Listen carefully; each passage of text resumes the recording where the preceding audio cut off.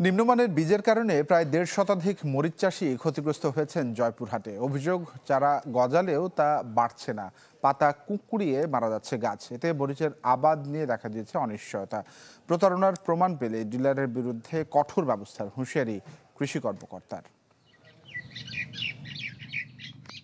১.৫ বিঘা জমিতে ইউনাইটেড কোম্পানির মরিচ বীজ বপন করেছিলেন জয়পুরহাটের খেতলাল উপজেলার চাষি শামীম হোসেন। কিন্তু গজানোর পর থেকেই পাতা কুঁকড়িয়ে মারা যাচ্ছে চারা। অনেক বীজে হয়নি অঙ্কুরোদ্গম। ছোট বড় সব গাছই প্রায় কুকরি হওয়া নষ্ট হয়ে গেছে। এটা হচ্ছে ইউনাইটেড ফায়ারবক্স কোম্পানি আমি মরিচ চাষ করছি। তো আমি একদম সর্বশান্ত হয়ে গেছি মরিচ চাষ করে। একই অবস্থা খেতলাল ও কালাই উপজেলার প্রায় ১.৫ শতাধিক মরিচ চাষির।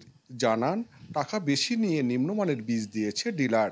সোহেল ভাইয়ের দোকান থেকে ইউনাইটেড কোম্পানির বীজ, মরিচের বীজ কিনেছিলাম, কিন্তু সম্পূর্ণ গাছ উল্টে যাওয়ার ফলে আমি আবার বীজ কিনতে আসছি। কৃষি অফিস থেকেও কোনো লোক আসেনি যে আমাদের এই অবস্থা কিসের জন্য হয়। সম্ভবত এটা বীজের কারণে হয়েছে। এ যাবৎ পর্যন্ত আবাদ করলাম, আমাদের কোনো সমস্যাই হয়নি, কিন্তু এই বছর আছে এই সমস্যা দেখা দিয়েছে। এটা আসলে তাদের একটা ক্যাপাসিটি, তাদের হাত আছে বিধায় সেটা তাদের টাকা খাইয়ে এই সমস্ত কথাবার্তা বলে কৃষকদের ধোঁকা দিচ্ছে। ইউনাইটেড বীজ কোম্পানির ডিলার সোহেল বীজ ভান্ডারের স্বত্বাধিকারী বলছে, আবহাওয়াজনিত কারণে এমন হতে পারে। তারা একটু সমস্যার সম্মুখীন হচ্ছে, এটা আমরা বলতে পারবো না। এটা পরীক্ষা নিরীক্ষার বিষয় আছে। পরীক্ষা নিরীক্ষা করার পর ওনারা কী বলবে সেটা আমরা জানতে পারবো আর কি। ক্ষতিগ্রস্ত জমি থেকে চারা সংগ্রহ করে পরীক্ষা করা হচ্ছে বলে জানায় কৃষি কর্মকর্তারা। বলছেন, অনিয়মের প্রমাণ পেলে ক্ষতিপূরণ আদায় সহ ডিলারের লাইসেন্স বাতিল করা হবে। বেশ কিছু এলাকার জমিতে মরিচের পাতা কোঁকড়ানো, এটা হচ্ছে যে ইউনাইটেড কোম্পানির ফায়ারবক্স জাতের মরিচ।